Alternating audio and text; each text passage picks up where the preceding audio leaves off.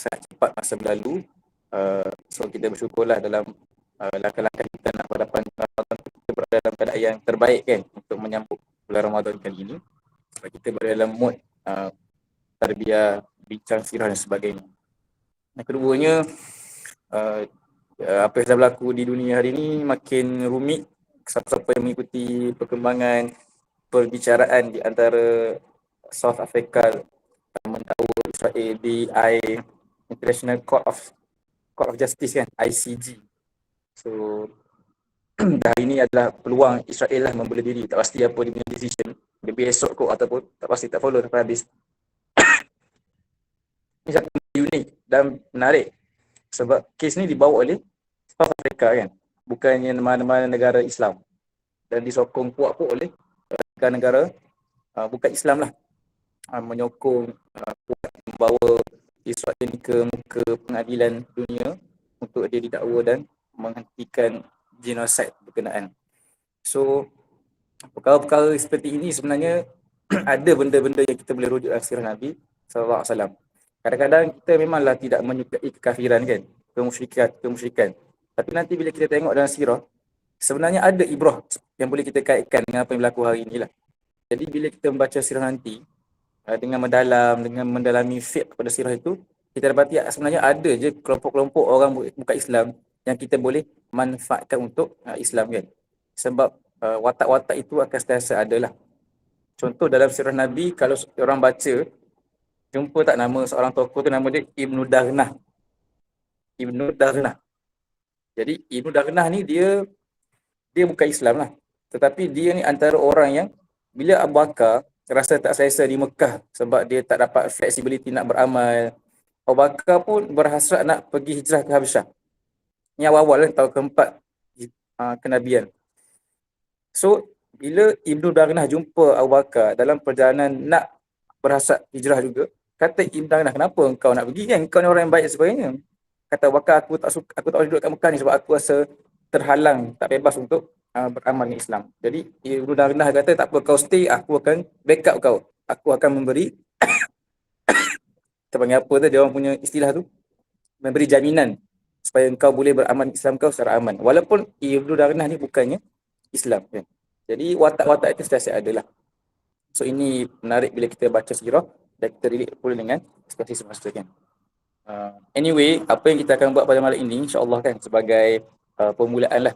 Ada satu benda yang baru bab kata Abang ni, iaitu kita akan bernaduah.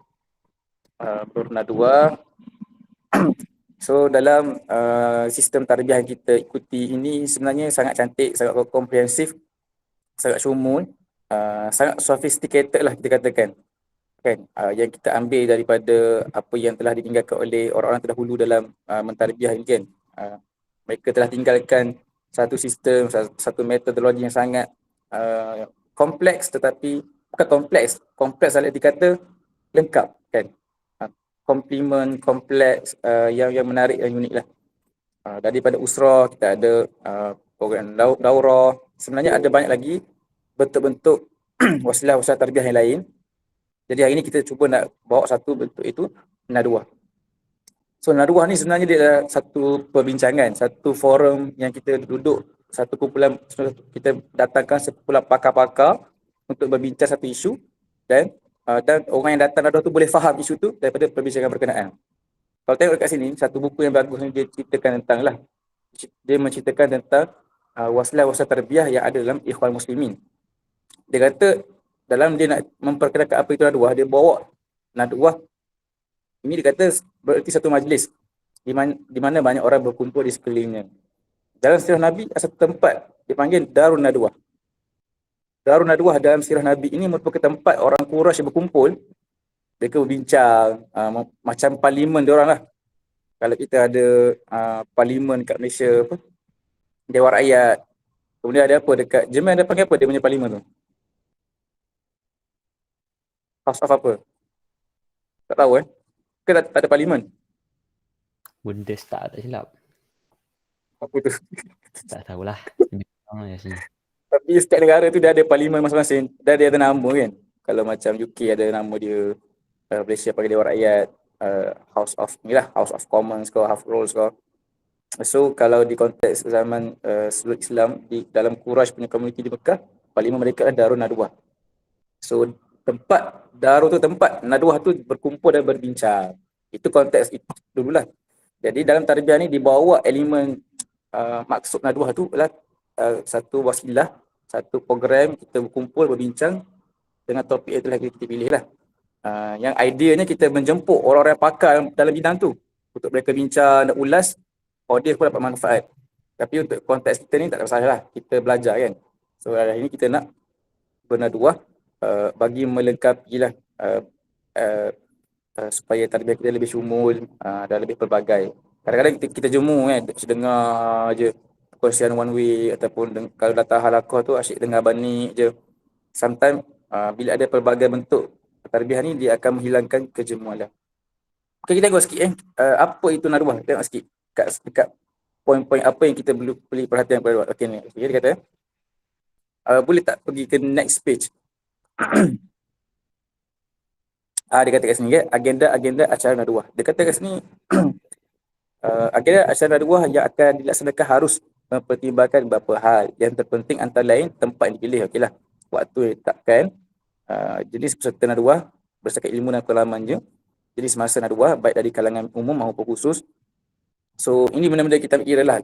Sepatutnya kan kita tempat tu duduk sekali, ada audiens yang tertentu, dipanggil pembentang-pembentang yang telah pun mempunyai kepakaran lebih tersebut, ada persiapan mereka buat dan mereka akan bentangkanlah hasil kajian akademik yang mereka buat tu.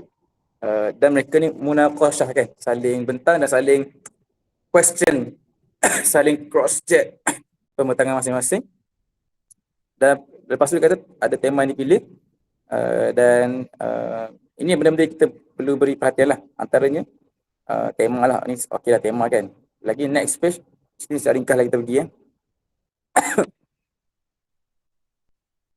Dia kata lagi, memperdalam kajian tema yang dipilih disertai pemaparan berbagai pandangan yang dipilih oleh argumentasi. Ini baguslah. Maksudnya naruah ni tempat kita kongsi kita punya bacaan, kajian. Lepas tu ada lagi peserta-peserta lain tu dia argue kan benda tu dengan membawa cross reference lah. So sepatutnya naruah tu tempat macam academician jugalah sebenarnya. Macam akademik sikit lah naruah ni. Tujuan dia supaya kita nak, kalau kita nak baca semua benda tak sempat kan. Tapi datang ke program naruah ni ialah audiens datang dengan bacaan dia, tapi dia bawa balik dengan ilmu-ilmu yang masing-masing curahkan dalam naruah. So dari sesi naruah kita ni tidak akan fruitful kalau yang bentang tu bentang ada dan kita pun tidak ada rasa nak argue, nak tanya kan, nak counter poin-poin yang dikongsikan. Dia akan jadi berbuah ada hasil bila kita sempat participate, bagi pandangan, masukan dan bagi poin-poin dan angle-angle lain lah. Tapi of course lah kita sesi ni taklah kita jangka macam perdebatan, perbahasan parlimen sebagainya. Cuma ni kita cerita idea lah. Sepenuhnya kita cubalah hidupkan sesi ini ke arah itu kan. Dan dia kata lagi sepatutnya naruah juga memberikan kesempatan dialog kepada para peserta dan seluruh hadirin di naruah dengan keyakinan bahawa dia dapat memperkaya pemikiran dan bahawa satu pendapat betapapun ia benar sesungguhnya merupakan produk yang memerlukan pendapat yang lain. So inilah beberapa perkara dah dia share lagi. Last sekali ada lagi tak?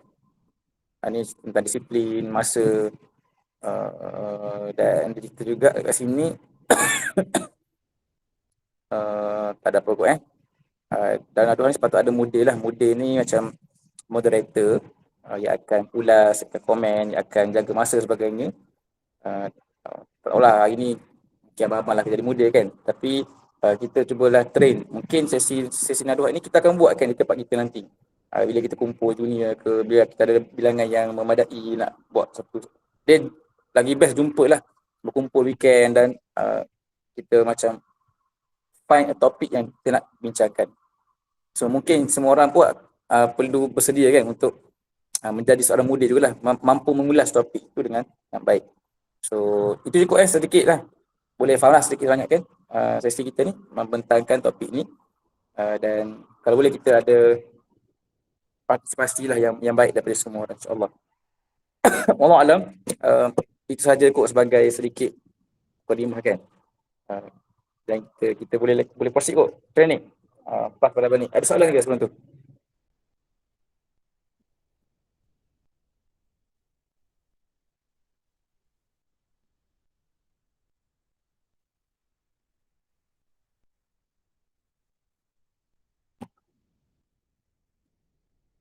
Baik.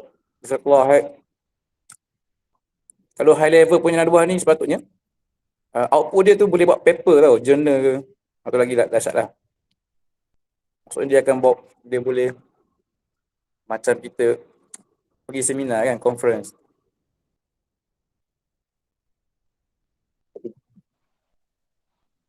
Hmm. Hmm.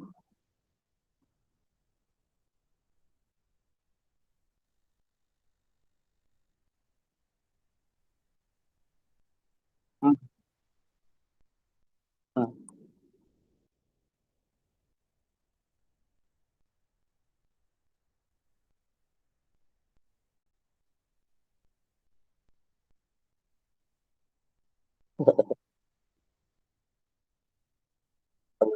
Itu betul. Dia tak adalah nak macam apa pointy finger ataupun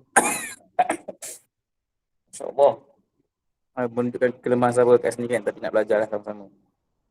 Okeylah insya-Allah. Baik-baik, boleh kita mulakan ni. Okay, insyaAllah. So, team onliners team onliners ni apa? Naim dengan Falani. Banyak lagi, ada Banyak Khairul lagi. Imran. Tapi ada yang adanya untuk online ni ada 2 orang lah. Ada 3 orang, Fel, Naim dengan Im. Okay. Nampak presentation? Nampak presentation tapi boleh Okay. buat full screen. Okay, sekejap Nervous. Full screen. Okay, ni macam slide terakhir ke?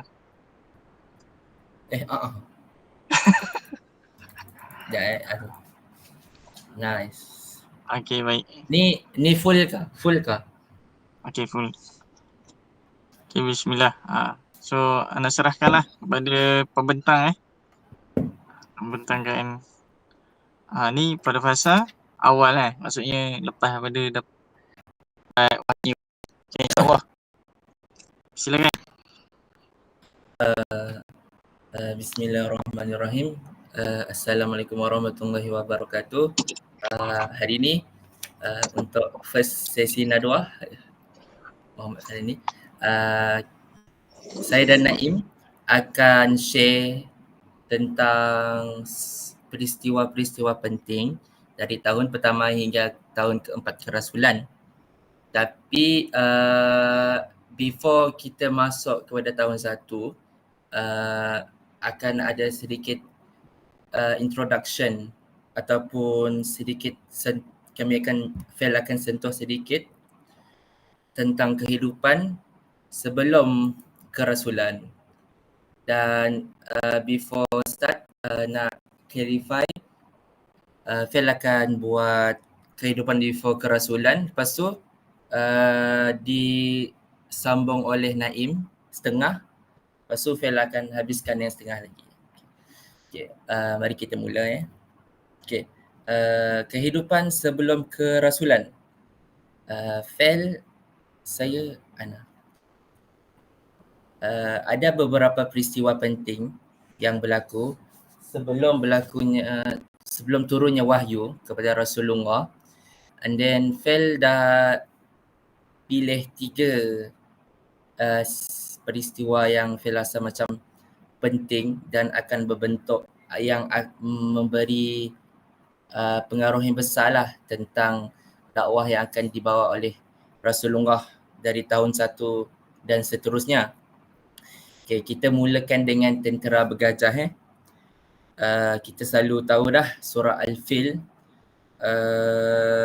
yang menceritakan tentang bagaimana tentera bergajah yang diketuai oleh Abrahah dimusnahkan oleh Allah Subhanahu Wa Taala kerana tentera bergajah ni ingin memusnahkan Kaabah atas dasar pembesar Habsyah masa tu jealous sebab Mekah ni menjadi tumpuan semua semua orang Arab lah, semua masyarakat Arab. So and then bagaimana peristiwa tentera bergajah ni merupakan salah satu indikasi yang Allah telah decide untuk muliakan Baitullah Al-Haram. Okay. Kalau kita tengok muka surat 38, translation bahasa Melayu lah untuk Ar-Rahiq Al-Maktum. Sini ada menceritakanlah tentang betapa pentingnya peristiwa tentera bergajah ni. Yang pertama, Allah, sebab apa Allah tolong kaum musyrikin Mekah masa tu? Sebab Allah nak pelihara Kaabah daripada ditawan ataupun dikuasai oleh pembesar-pembesar yang beragama Nasrani masa tu.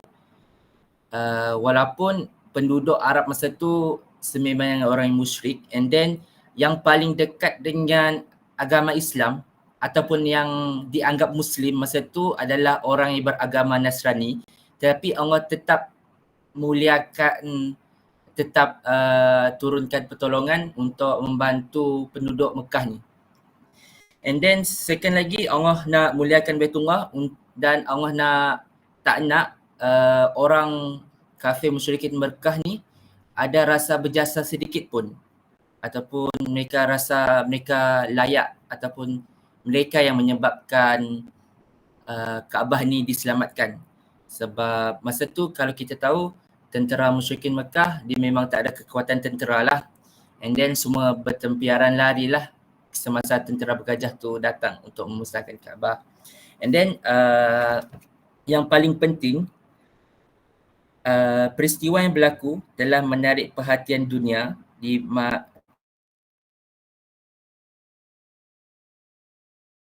Al-Haram, iaitu Allah memilih untuk dimuliakannya. Oleh yang demikian, sekiranya ada orang yang mendakwa dirinya Nabi, maka itu adalah hakikat yang memenuhi tuntutan peristiwa tragis ke atas tentera yang melanggar Kaabah. Itu tentera yang melanggar Makkah tersebut. Malah pendakwaan itu merupakan huraian dan tafsiran kepada hikmah serta rahsia yang tersembunyi di sebalik pertolongan Allah kepada kaum musyrikin Mekah semasa berhadapan dengan golongan yang beriman dengan Injil dari Yaman di bawah pimpinan Abrahah. So di sini dia telah membuka ataupun salah satu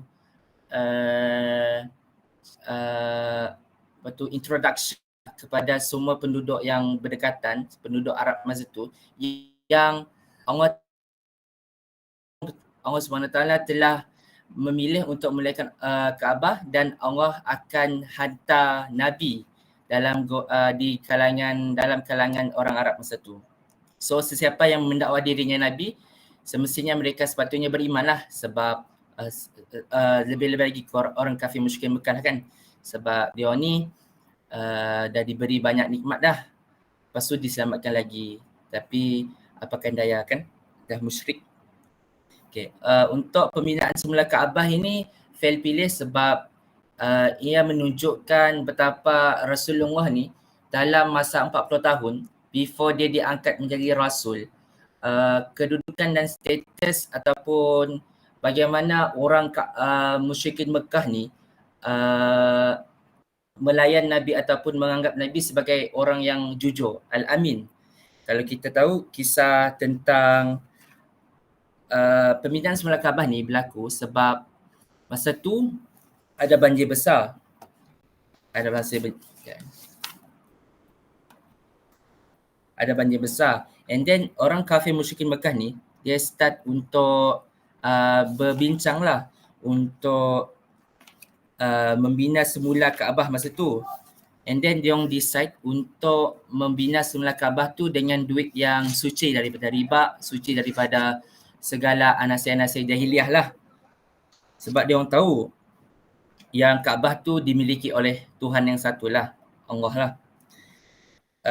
Ceritanya begini, so pada awalnya mereka takut untuk merobohkannya, namun Al-Walid bin Al-Mughirah, bapa kepada Khalid Al-Walid, memulakan ketukan, dan setelah mereka melihat beliau tidak terkena sebarang bala ataupun sekarang sekarang azab, mereka baru berani untuk merobohkan Kaabah tu sampai tinggal asas yang dibina oleh Ibrahim.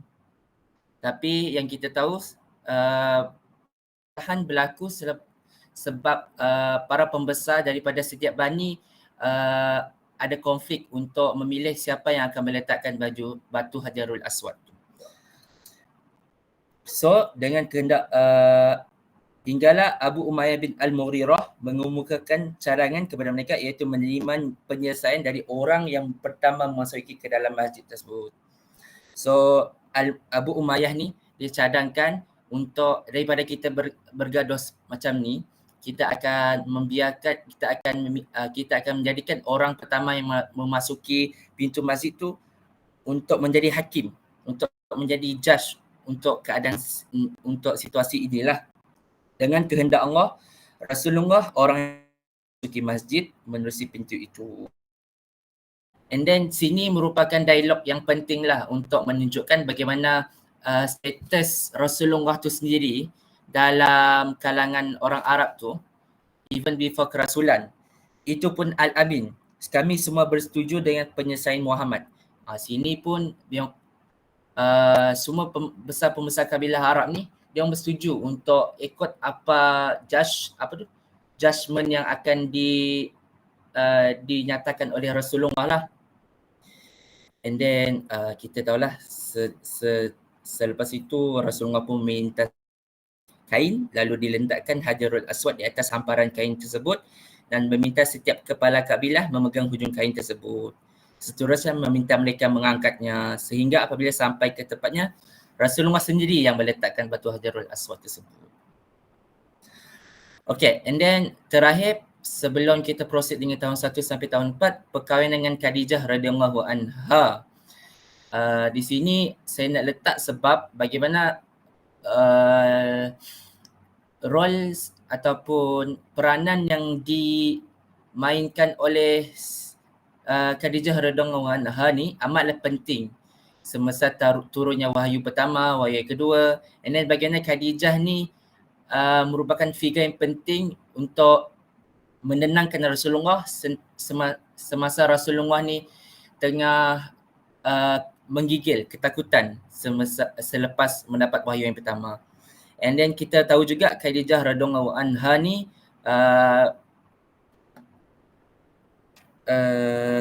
merupakan sebaik-baik wanita dari segi nasab keturunan, harta dan pemikiran. Kalau kita pernah tahu ada seorang sahabat ataupun bolehlah dikira sahabat, nama dia Waraqah radhiyallahu anha. So Waraqah ni actually merupakan abang saudara Khadijah binti Khuwailid. Khuwailid ni merupakan anak Khuwailid ni merupakan anak bongsu. And then Waraqah bin Naufal ni merupakan anak sulung. Anak sulung Khadijah ni anak kepada anak bongsu dari keturunan Khadijah lah. And then Waraqah ni merupakan anak kepada anak sulung. And then kita tahu Waraqah ni salah seorang sahabat yang famous sebab dia yang membenarkan kerasulan Allah, kerasulan Nabi Muhammad. Dia yang the first human yang membenarkan, yang mengesahkan yang Rasul ni merupakan seorang Nabi. And then kita boleh tahulah yang Khadijah ni dia memang well respected lah in the community lah. Itu saya serahkan majlis kepada Naim.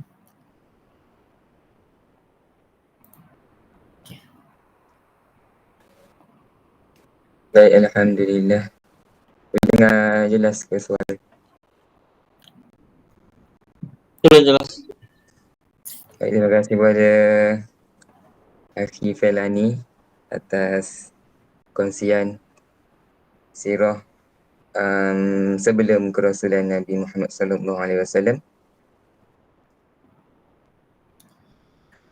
Dan insya-Allah saya akan sambung pada poin yang pertama, iaitu penerimaan wahyu pertama di Gua Hira kepada Nabi Muhammad sallallahu alaihi wasallam oleh Jibril alaihi salam. Jadi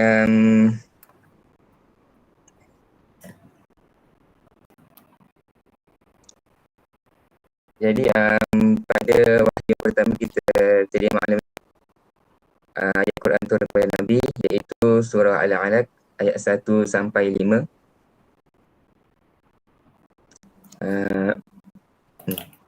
Iqra' bismi rabbikal ladzi khalaq, khalaqal insana min 'alaq, iqra' wa rabbukal akram, alladzi 'allama bil qalam, 'allamal insana ma lam ya'lam. Jadi kalau kita nak mengulas atau bertadabbur dalam surah Al-Alaq ni, dia satu benda yang panjang lah. Tapi mungkin kita saya cuba untuk menyimpulkan poin-poin penting dalam surah Al-Alaq ini. Ialah yang pertama sekali, kepentingan membaca lah. Jadi ada banyak pentafsiran lah dalam membaca tu. Jadi ada yang mengatakan membaca, maksud dia membaca secara umum lah. Lepas tu ada yang lain mengatakan membaca di sini ialah membaca Al-Quran. Jadi ada pada ayat pertama tu, dia ada banyak juga pentafsirannya. Yang pertama sekali, Iqra' bismi rabbikal ladzi khalaq, maksud baca dengan nama Tuhan kamu yang telah menjadikan. Maksud dia baca Al-Quran tu dengan bismillah lah, dengan nama Allah kan, bismillahirrahmanirrahim. Tu pandangan yang pertama. Yang kedua ialah bacalah apa yang telah disampaikan oleh Tuhanmu itu, iaitu Al-Quran. Maksud dia bacalah Al-Quran itu kepada orang lain. Tu maksud pentafsiran yang kedua. Jadi Apa nama surah tempat siaran? Surah Masad. Kalau ni terbuka mic tu. Maaf. okey, seterusnya sebelum pergi kepada poin yang seterusnya, nak suka berkongsi tentang kenapa Nabi kita panggil pergi ke Gua Hira ataupun beruzlah, istilah dia. Yang kita tahu Nabi pergi beruzlah ataupun menyendiri ke Gua Hira tu bukan dia sekali pergi tu lepas tu wahyu turun, bukan. Dia sebelum wahyu turun tu Nabi dah banyak kali pergilah, dah lama pergi. Jadi apa yang kita dapat ambil ataupun kita ibrah daripada beruzlah Nabi SAW, yang pertama sekali adalah iaitu menyendiri daripada kita panggil menyendiri daripada kesibukan dunia, hanya untuk beribadah kepada Allah Subhanahu Wa Taala. Itu tujuan uzlah, yang tujuan utama uzlah itu. Jadi kalau dalam konteks kita ni, mungkin kita tak beruzlah lagi berdua tu kan. Kalau boleh juga. Tapi dalam konteks kita ni, kita kita panggil dia qiyamul lail lah. Bangun pada waktu 1/3 malam ke dalam orang kata kesunyian daripada segala isi dunia. Maksud sunyi daripada perkara dunia lah. Jika ada orang waktu tidur kan, kita bangun hanya untuk beribadah kepada Allah Subhanahu Wa Taala. Itulah. Itu antara ibrah lah yang kita dapat ambil daripada beruzlah Nabi ke Gua Hira. Seterusnya,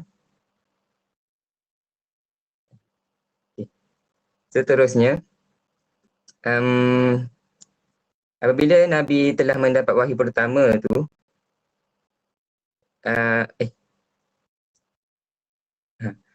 slide seterusnya. Okey, apabila Nabi telah mendapat wahyu pertama tu, wahyu tu terhenti seketika. Yang ini banyak pandangan, banyak perselisihan tentang berapa lama terhentinya wahyu tu. Yang saya ambil ni 3 hari yang paling disepakati lah, mengikut dalam kitab Manhaj Haraki dalam sirah Nabi sallallahu alaihi wasallam yang ditulis oleh Syekh Munir Muhammad Al-Ghadban, selama 3 hari. Jadi dalam kitab ni juga dia kata, sebelum tu dia tujuan kenapa terhentinya wahyu ni dalam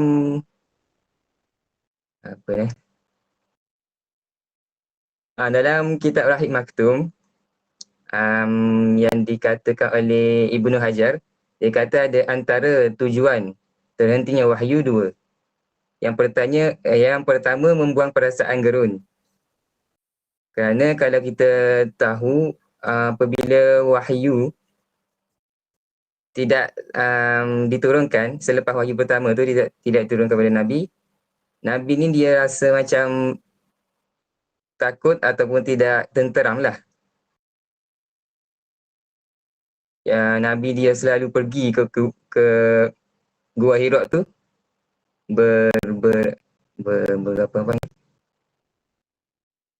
beracap kali pergilah.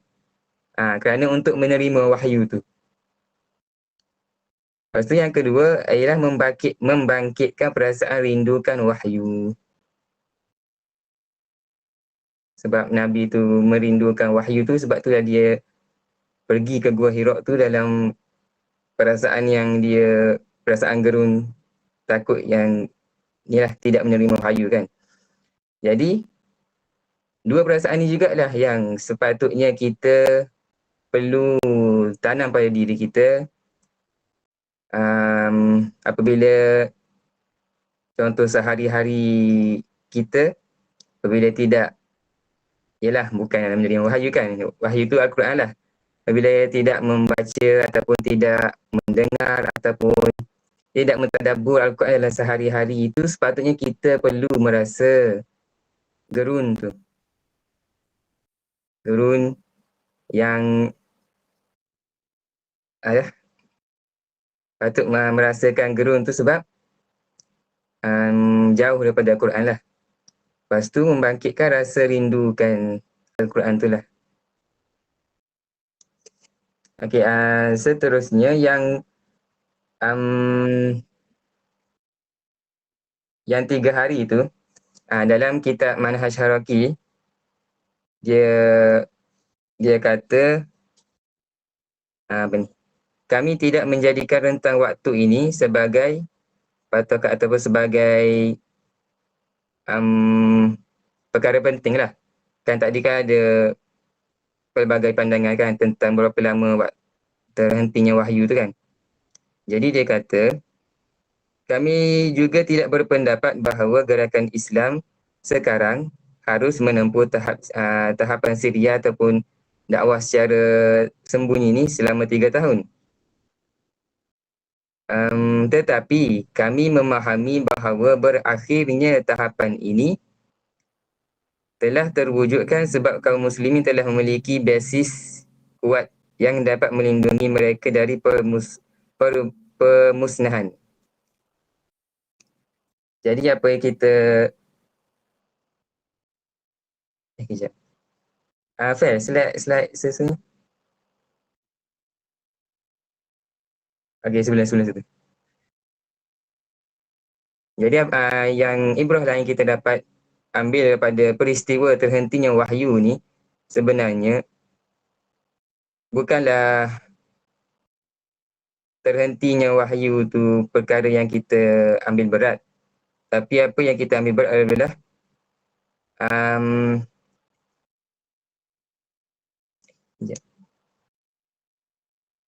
silap. Seterusnya. Okey, selepas terhentinya wahyu, wahyu yang kedua turun selepas 3 hari lah, mengikut pandangan yang kuat kan. Dan pada wahyu yang kedua ni juga ada beberapa pandangan juga. Kalau saya tengok saya baca dalam kitab buku Muhammad Riwayat Hidup Berdasarkan Sumber Ta'awal yang ditulis oleh Martin Links ataupun nama Islam dia Abu Bakar Sirajuddin. Dalam buku ni dia kata wahyu yang kedua adalah surah Al-Qalam. Tapi saya tak ambil itu, saya ambil yang surah Al-Muddathir dari kitab Rahim Maktum. Kerana sebabnya dia sama yang diambil juga oleh kitab Manhaj Haraki juga. Jadi saya ambil yang ayat surah Al-Muddathir lah sebagai wahyu yang kedua. Jadi wahyu yang kedua adalah surah Muddathir ayat 1 sampai ayat 7 yang menceritakan tentang asas-asas dakwah. Walaupun nampak ayat-ayat yang pendek tapi maknanya makna yang besar lah. Kita bagi sepintas lalu untuk ayat ini. Ayat yang pertama, ya ayyuhal muddathir, wahai orang yang berselimut. Kalau kita baca sekali lalu, kita akan faham yang ayat ni diturunkan hanya untuk Nabi lah. Sebab pada waktu ni, pada waktu wahyu yang kedua turun, Jibril alaihissalam dia menampakkan rupa dia yang berduduk di atas kursi di antara langit dan bumi. Lepas tu Nabi tengok, Nabi terjatuh ke tanah. Lepas tu balik ke rumah, sama macam peristiwa wahyu yang pertama kan, selimutilah aku tu. Lepas tu turunlah ayat ini, ya ayyuhal muddathir, wahai orang yang berselimut. Jadi kalau kita faham secara literalnya, kita nak feel ayat ni susah lah. Sebab kita bukan berada di situasi tersebut kan. Tapi dalam Rahim Maktum ni dia kata ya ayyuhal muddathir tu boleh memberi maksud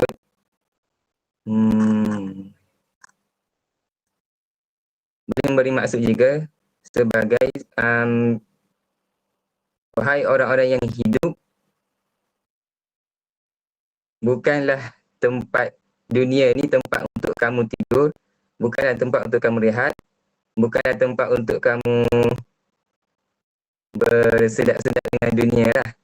Yang tu kita boleh faham lah maksud ya ayyuhal muddathir. Tapi apa yang kita kena buat kat dunia ni? Kum fa'anzir, bangun lalu memberi peringatan. Jadi memberi peringatan, apa matlamat untuk memberi peringatan? Wa rabbaka fakabbir, dan Tuhan kamu lalu kamu besarkan. Maksud dia matlamat beri peringatan ataupun matlamat dakwah tu adalah untuk membesarkan Allah. Lepas tu, um, lepas tu apa cara untuk kita membesarkan Allah? Yang pertama sekali ialah wathiyabaka fatahhir. Wathiyabaka fatahhir maksud dan pakaian kamu lalu kamu bersihkan. Jadi di sini pun ada banyak pentafsiran lah. Ada yang tafsir secara literal ayat tu, maksud dia bersih pakaian tu maksudnya bersih pakaian lah. Pakaian kotor, ada najis ke apa, bersihkan. Dan ada yang makna pentafsiran lain iaitu tazkiyatun nafsi, iaitu pembersihan diri. Dan apabila kita dah bersih dalaman, ayat yang seterusnya warrujza fahjur. Segala kejahatan maka hendaklah engkau jauhi. Tadi kita dah bersih dalaman, sekarang kita kena bersihkan luaran juga, bersihkan daripada dosa-dosa luaran. Lepas tu ayat yang ke-6 wala tamnun tastakthir. Pun banyak juga pentafsiran yang bermaksud dan janganlah engkau memberi sesuatu dengan tujuan hendak mendapat lebih banyak daripadanya. Ada yang mentafsirkan maksudnya kita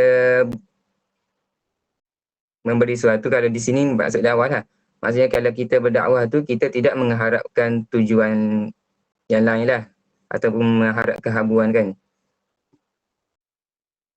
Lepas tu ada pentafsiran yang lain, dia kata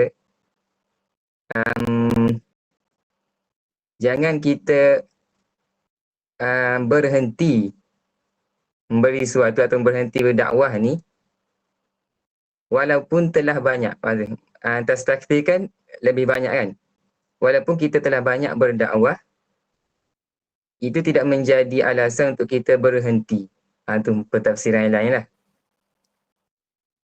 Ayat yang terakhir sekali, dan bagi walirabbika fasbir, dan bagi menjalankan perintah Tuhanmu maka hendaklah engkau bersabar terhadap tentangan musuh. Jadi dalam berdakwah pun kita kena bersabarlah. Jadi inilah ayat surah Mudaththir ayat 1 sampai ayat 7 menjadi asas dalam kita berdakwah lah. Seterusnya.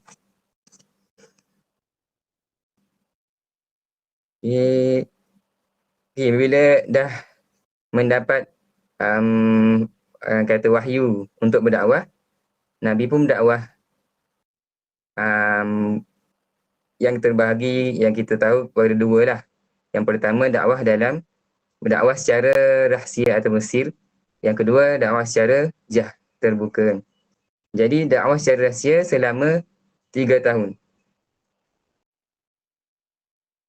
Jadi apa yang kita dapat ambil ibrah daripada dakwah secara 3 tahun ni, yang adalah nilai dan hasil kualiti dakwah.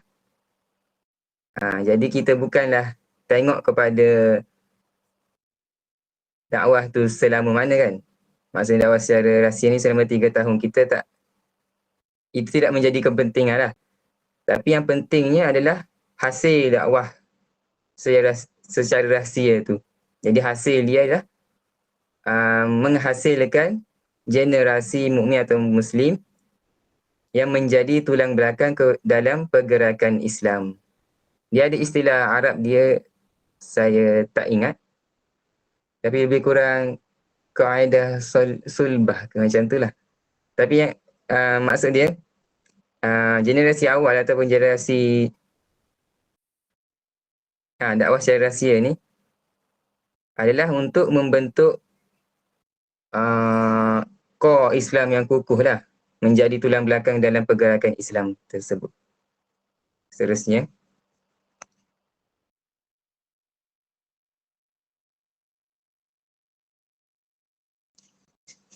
Lepas tu pembentukan generasi mukmin tadi, dia berdasarkan pilihan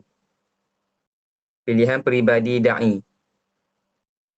Ni antara pilihan peribadi antara ciri-ciri lah, sifat yang perlu ada pada da'i dalam generasi awal tersebut. Ada 3 yang ditulis oleh dalam kitab Manhaj Syaraki ni.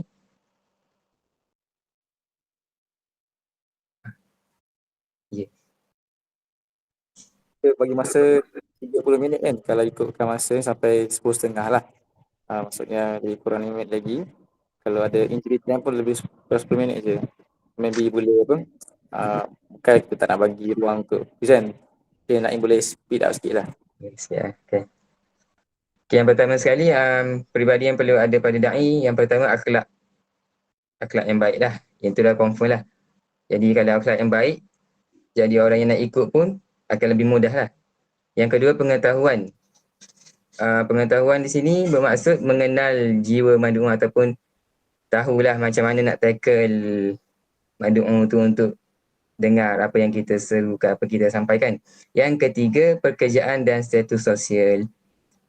Contohnya kalau seorang guru dan seorang cleaner lah kita kata kan. Dua-dua pendakwah, tapi biasanya kalau kita sebagai anak murid, yang kita akan follow lah. Kita akan follow guru lah. Itu kebiasaan lah. Tapi bukan nak kata cleaner tu tak boleh berdakwah ke apa kan. Cumanya dalam pekerjaan ataupun status sosial tu dia membantulah.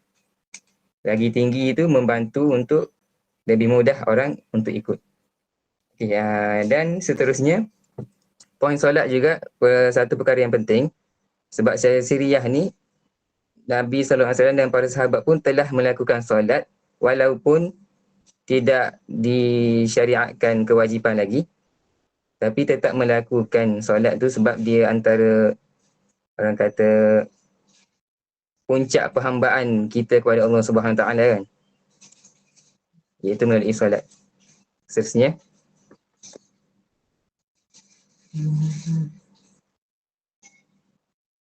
Ni adalah contoh generasi awal lah. Generasi awal yang berjaya menyeru semua lapisan masyarakat kan. Kita membuat pilihan da'i itu bukanlah bermakna dakwah tu secara kepada orang tertentu saja. Dakwah tu kepada semua, tapi sebelum pergi kepada semua tu dia bermula dengan kepada orang-orang yang tertentu lah. Contoh Abu Bakar As-Siddiq kan. Orang yang pertama mula Islam lah. Jadi dia ni tergolong antara generasi awal lah. Jadi disebabkan dakwah Abu Bakar ni lah, dia dapat menyeru orang lain jugalah, seperti Sa'ad bin Abi Waqqas, Abdul Rahman bin Auf dan Osman bin Affan antaranya lah. Rasanya setakat itu sahaja.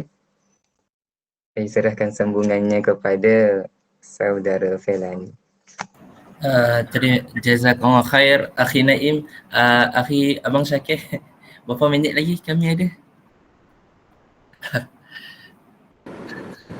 Buat ringkasan lah. Ringkasan dah? Tak, ringkasan yang pembentangan lah.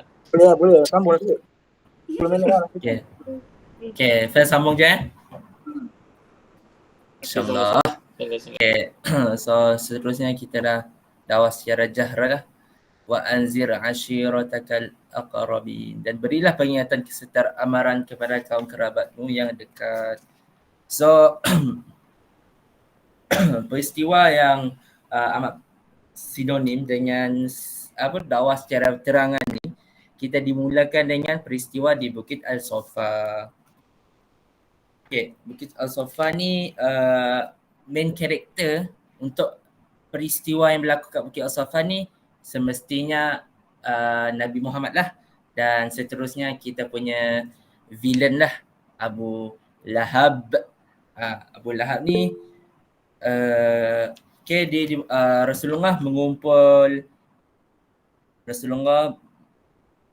mengatakan meminta seluruh kaum Banu Hashim lah untuk bergegas ke hadapan Rasulullah, di Bukit Al-Safa. Lepas tu Rasulullah pun cakap,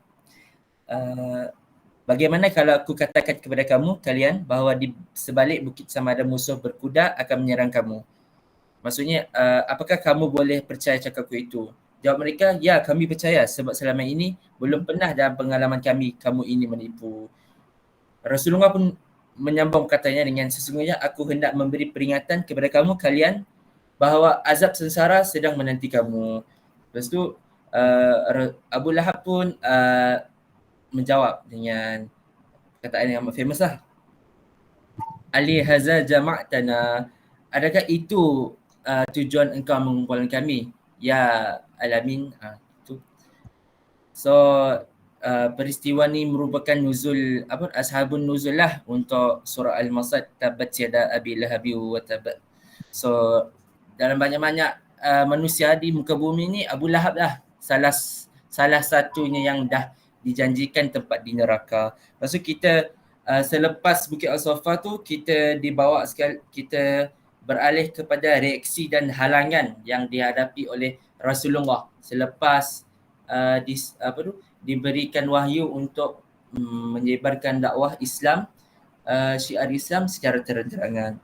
So masyarakat Arab ni terus bersatu untuk menentang seruan dakwah Rasulullah sebab ada few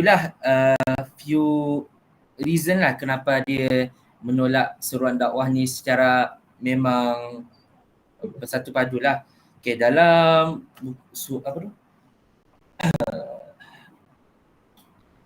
dalam buku Manhaj Syaraki yang ditulis oleh Sheikh Munir Muhammad Al-Qadban, dia menyatakan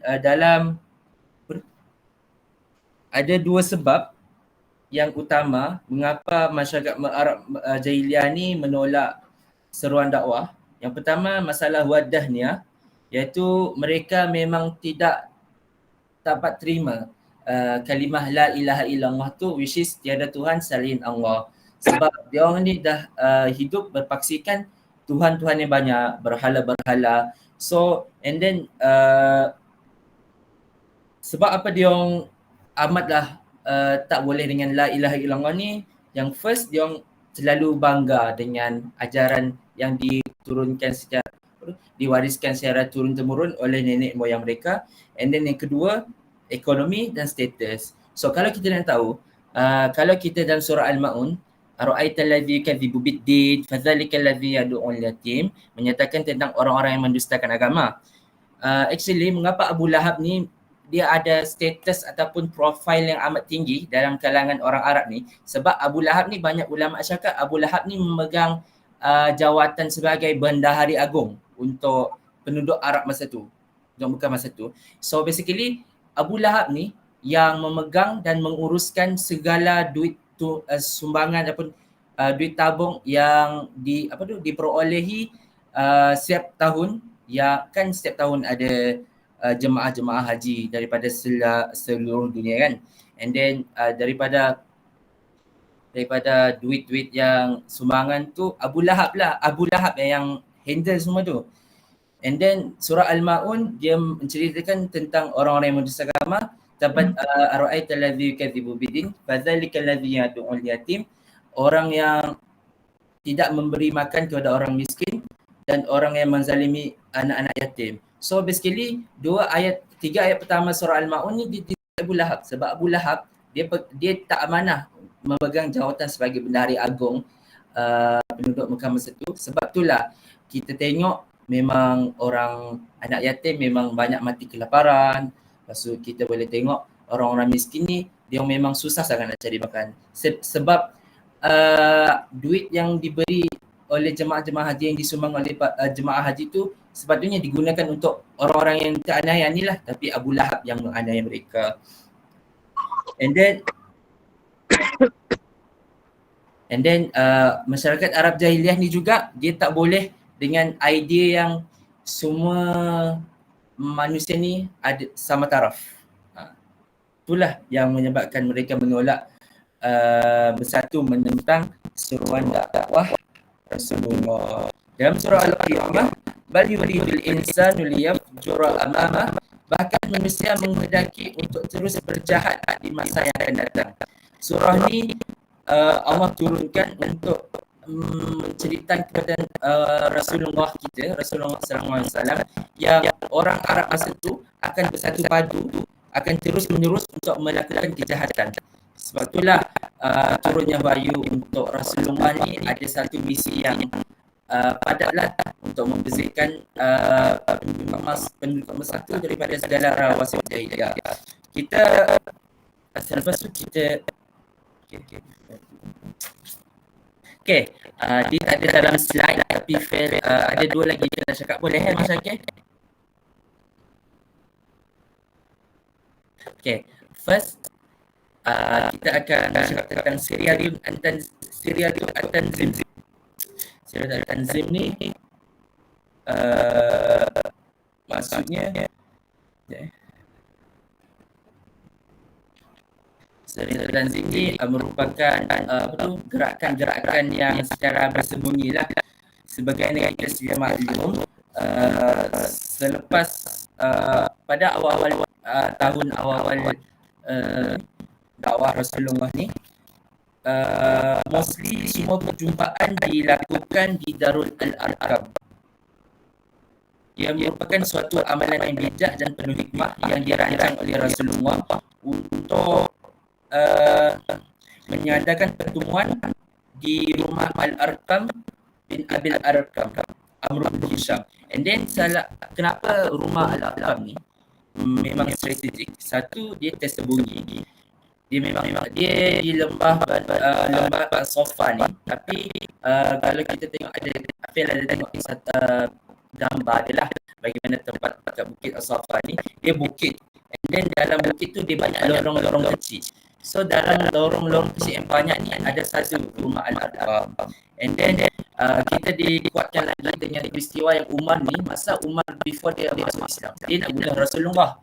So dia ada cakap dengan seorang sahabat ni yang dia nak membunuh Rasulullah, dan dia akan membunuh Rasulullah di sebuah rumah yang berdekatan di Bukit Sofa. Ini menunjukkan penduduk Arab Quraisy masa tu dia ada tengok yang semua orang Islam ni berkumpul di satu tempat di area Bukit Sofa tu, tapi dia tak tahu ke mana, tersembunyi. And then apa yang lebih menarik yang menyebabkan Rasulullah yang show yang Rasulullah ni memang bijak, yang semua orang Arab masa tu dia fikir untuk pertemuan ni semestinya berlaku di rumah Banu Hashim, sebab Rasulullah kan berasal dari Banu Hashim. So dia orang semua fikir yang maybe semestinya semua perjumpaan tentang Islam dan tentang semua orang Muslim yang baru masuk Muslim ni mestilah berlaku di rumah salah seorang Banu Hashim. Tapi agak itu meleset lah. Okay, ini Fail nak cakap lah, dia macam ini yang Fail ada dengar atau Fail ada lecture dari Omar Sulaiman, bagaimana parallel kisah rumah Al-Arqam ni dengan kisah Nabi Musa dan Fir'aun. Kalau kita tahu Allah dah menghantar Nabi Musa untuk dibesarkan dalam rumah Fir'aun. And then Fir'aun seorang tyranny yang amat besar lah, tyranny yang amat kenal lah. Even sebesar sejahat-jahat Fir'aun pun Allah telah mentakdirkan untuk Nabi Musa yang akan membawa risalah la ilaha illallah ni untuk membesar di bawah memang berdekatan sangat dengan Fir'aun tu. So, and then kalau kita tengok parallel kisah tu dengan kisah Al-Arqam ni, actually kita sedia maklum yang Abu Jahal merupakan salah seorang penentang yang paling kuat lah untuk menentang sirah apa yang berlaku semua dakwah Rasulullah ni lah. Okay, Al-Arqam bin Abil Arqam ni dia berasal dari Banu Makhzum. And then nama sebenar Abu Jahal ni Amr bin Hisham, dia juga berasal dari Bani Makhzum. So Allah nak menyatakan betapa kebesaran dia lah, yang even Abu Jahal ni yang penentang sebesar penentang macam Abu Jahal ni, dia tak tahu pun yang dakwah Islam ni berkembang di dalam bani dia. Faham tak? Macam dia memang try hard untuk stopkan dakwah Rasulullah. Tapi Macam ada Hamas di rumah Netanyahu lah. macam tu lah. Dia macam betul lah. Hamas di rumah tuan.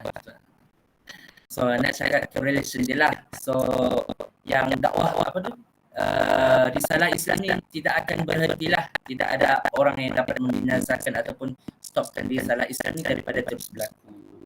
So Fel akhiri dengan kisah hijrah pertama ke Habsyah. Hijrah pertama ke Habsyah ni dia memang salah, kita selalu dengar yang hijrah ke Madinah lah. And then tapi ada few sahabat yang distinguish dengan ada 3 hijrah. Ada 3 hijrah, which is hijrah pertama ke Habsyah. Lepas tu dia ni dapat berita yang penduduk Mekah dah terima Islam secara keseluruhan. So dia balik ke Mekah, tapi benda tu tipu je. So dia pergi balik Habsyah, tu hijrah yang kedua. Lepas tu dia sama-sama dari Habsyah pergi ke Madinah, tu hijrah ketiga. So kita banyak tak tahulah tentang 3 hijrah. Ada few sahabat yang terkenal tentang 3 hijrah ni lah.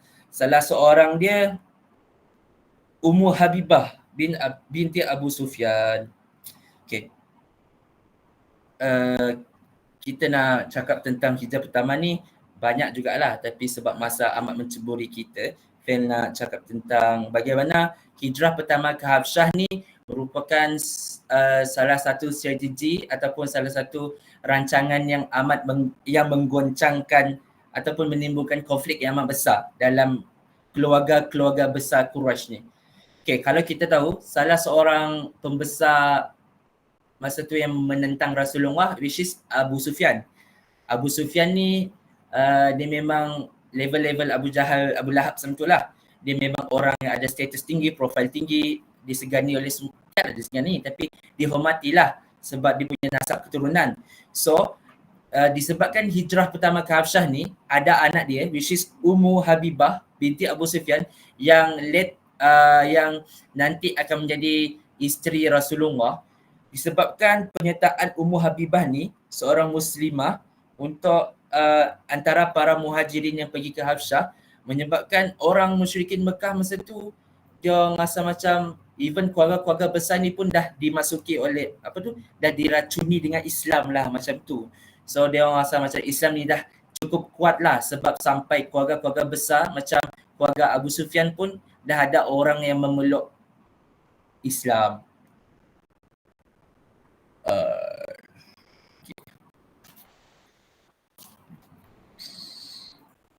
And then Fel nak share last tentang hijrah ke Habsyah ni. Maybe ni amat keluar sikit daripada tahun 1 sampai tahun ke-4. Tapi salah satu ni Fel dengar daripada Dr. Tariq Al-Suwaidah yang Bang Syakir pernah share lah. Tariq Suwaidan. Tariq Al-Suwaidan. Dia kan pakar sejarah. Dia ada cerita lah tentang kenapa, kalau kita tengok sirah kan, Rasulullah hantar Ja'far bin Abu Talib, bapa saudara dia, untuk pergi ke Habsyah. Tapi once Rasulullah dan para sahabat lain dah berhijrah ke Madinah, dia ambil masa 7 tahun. 7 tahun untuk Rasulullah bagi arahan untuk Ja'far dan semua penduduk Islam penduduk Muslim kat Habsyah tu untuk berhijrah ke Madinah. Kita tengok timeline dia. Walaupun Madinah ni dah kuat dah fort dia, tapi kenapa Rasulullah suruh baru bagi arahan selepas 7 tahun? Sebab salah satu hikmah kebijakan Rasulullah ni, sebab masa tu baru selepas Perang Khaybar rasanya. Maaf kalau salah tahun ke-7 Hijrah, Perang Khaybar baru habislah. So Perang Khaybar tu penaklukan kota Khaybar lah. Lepas tu baru datangnya Ja'far bin Abu Talib kan. So salah satu strategi yang Rasulullah rencanakan untuk jadikan Habsyah ni sebagai port Islam yang kedua. macam backup plan lah untuk sekiranya Madinah ni diserang oleh semua musuh Islam lah. Masa tu musuh Islam yang ada orang munafik, orang Arab Badui, lepas tu orang kafir musyrikin Mekah lah. So kalaulah ditakdirkan untuk tiga-tiga golongan ni untuk serang Madinah at one time, memang Madinah memang memang tak boleh nak bertahan lah. So salah satu hikmah dia Rasulullah untuk biarkan Ja'far bin Abu Talib untuk stay dengan penduduk muslim lain kat Habsyah selama 7 tahun untuk jadikan sebagai backup plan. Kalau Madinah diserang, lepas tu Madinah dah hancur, dia orang semua muslim boleh pergi ke Habsyah lah. Dia punya tu. Kita maybe ada yang dah tahu tapi fail saja nak share. Itu saja dari saya. Jazakallah khair daripada tim Fail dan Naim. Ada Irfan sebenarnya tapi Irfan tak dapat nak join kita. Wallahu a'lam bissawab. Jazakumullah khair kepada antum berbapalah yang discuss. Alhamdulillah. Kita buka dia floor, ada nak tanya soalan ke ataupun nak review point ke ataupun nak tambah ke, ada ke?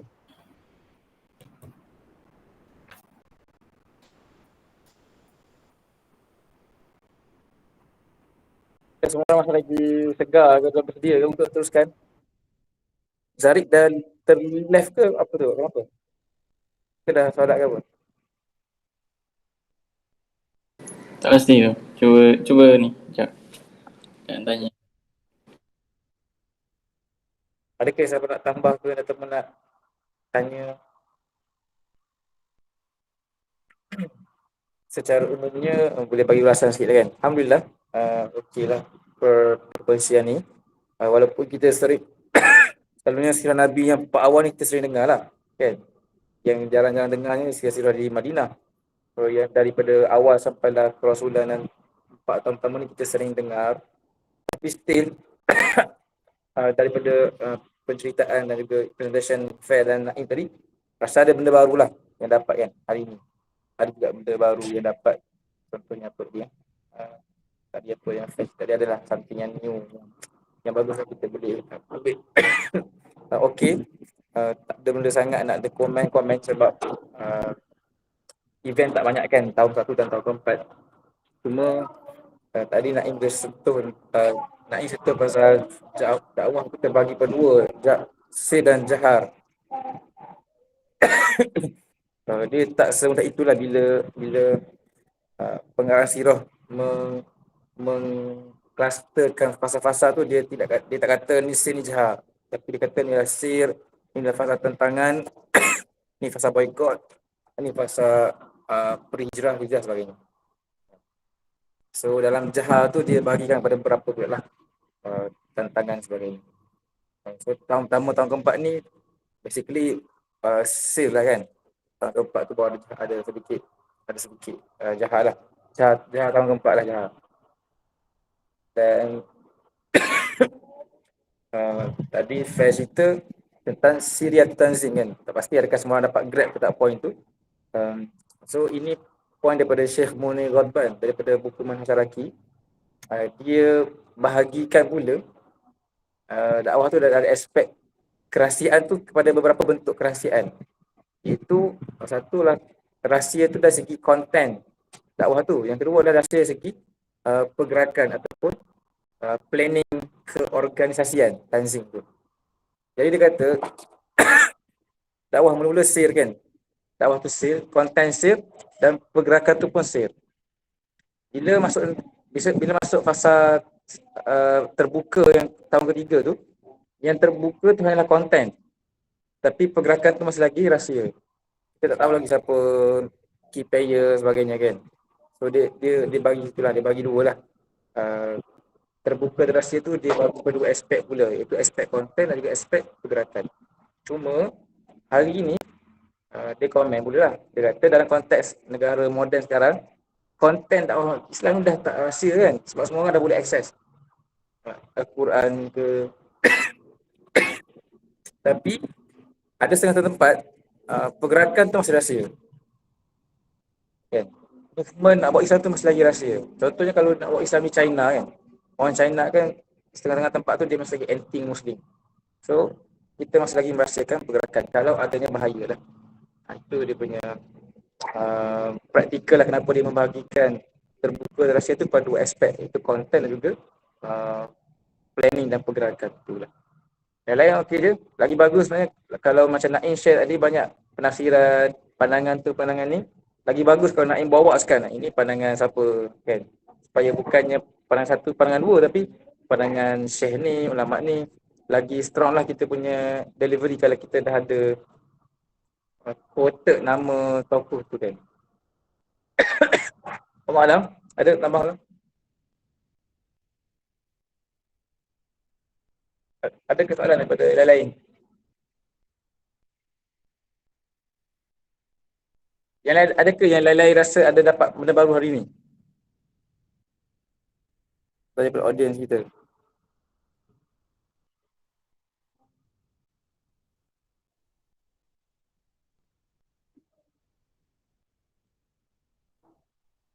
Adik ke Aisyah ke nak, ada siapa yang dia learn something new, ada ke? Ada. Okay, siapa yang ada tu? Naim share asas-asas dakwah. Asas-asas dakwah. Orang yang present memanglah kena learn something new sebab dia study presentation. Orang lain-lain tu, audience kita lain ada tak learn something new kan? Ada insyaAllah. Oh shit. Okey. Kalau tak ada lagi tambahan ataupun komen, ni nak tambah apa?